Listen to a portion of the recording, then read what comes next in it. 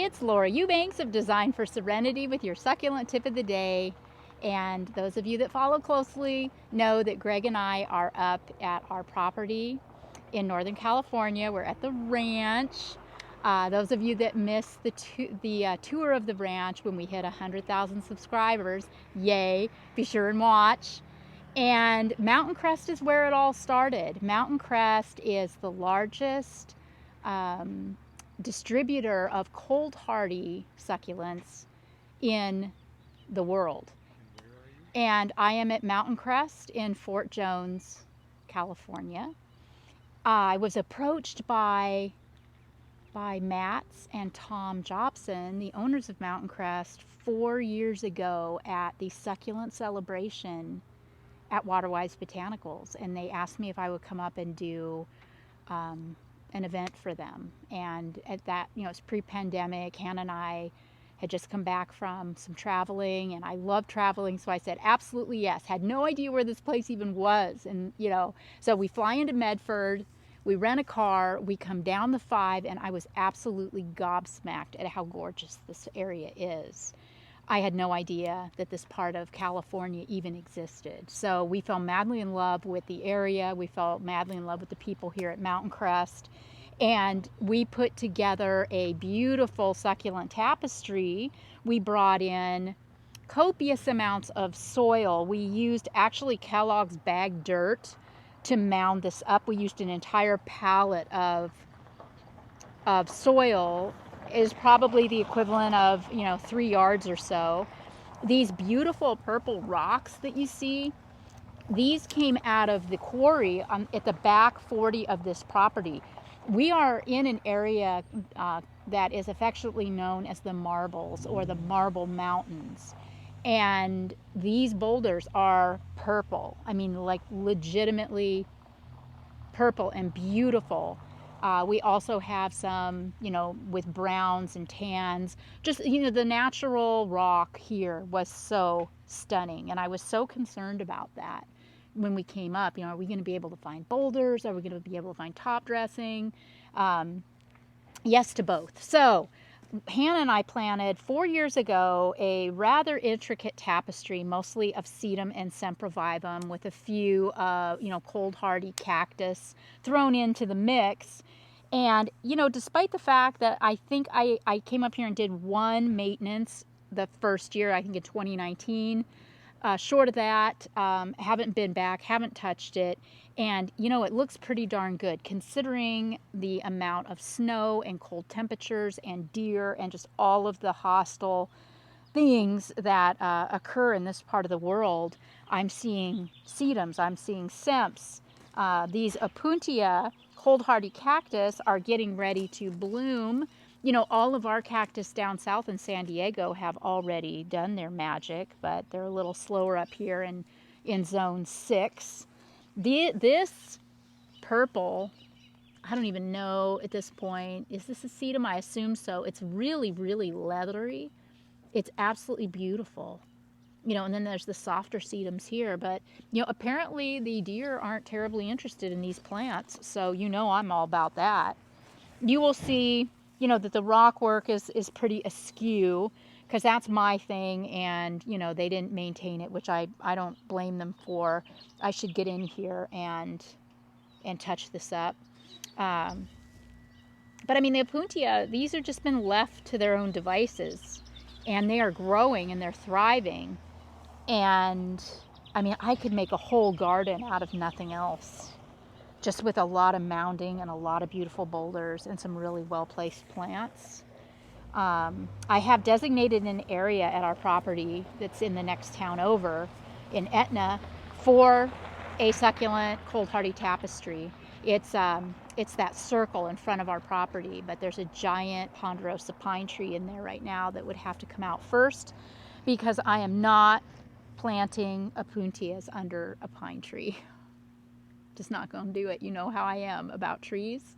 Not happening. So, and that's a minute down the road.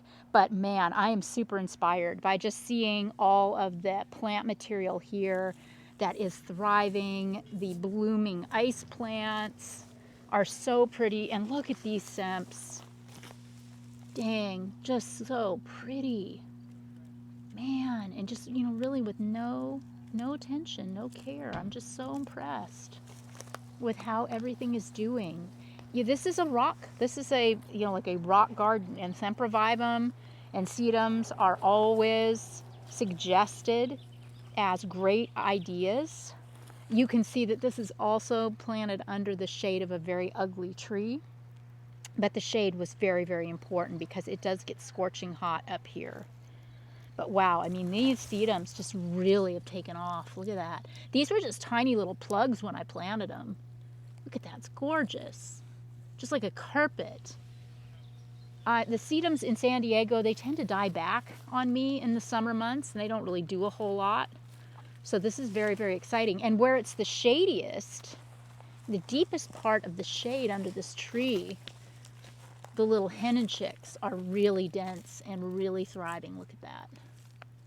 Oh my gosh, this is really making me want to garden bad.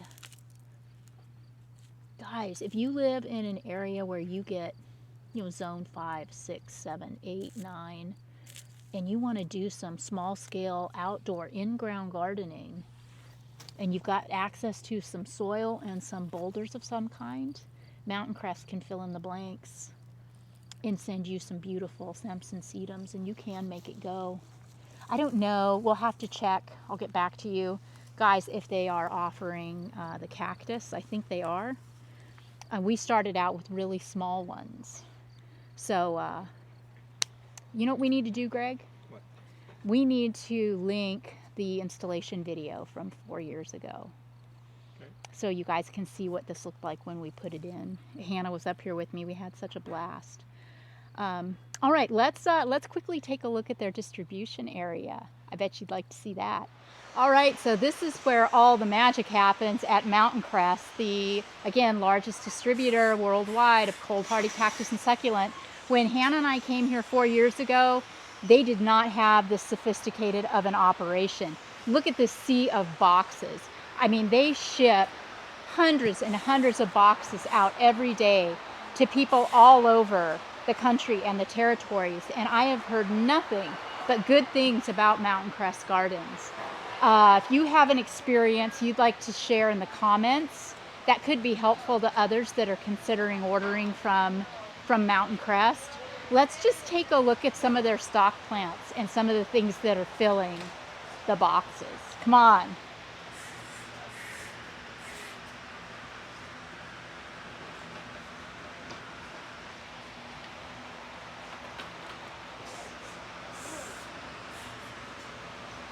Wow.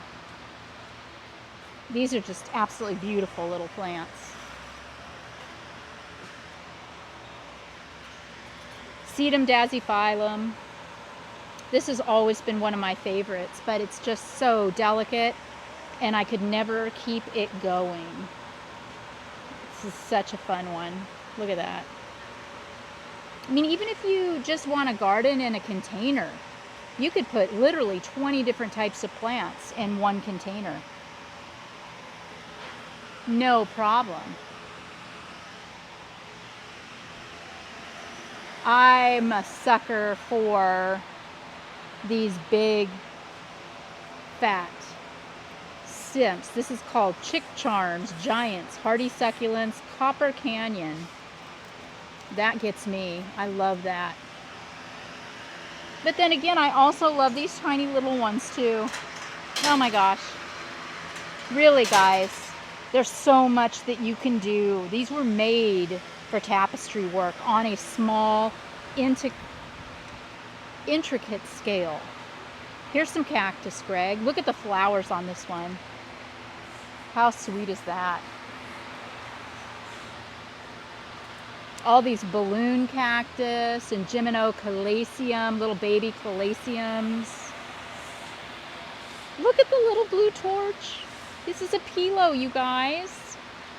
Oh, be still my heart. Wow. Look at this getting ready to go off.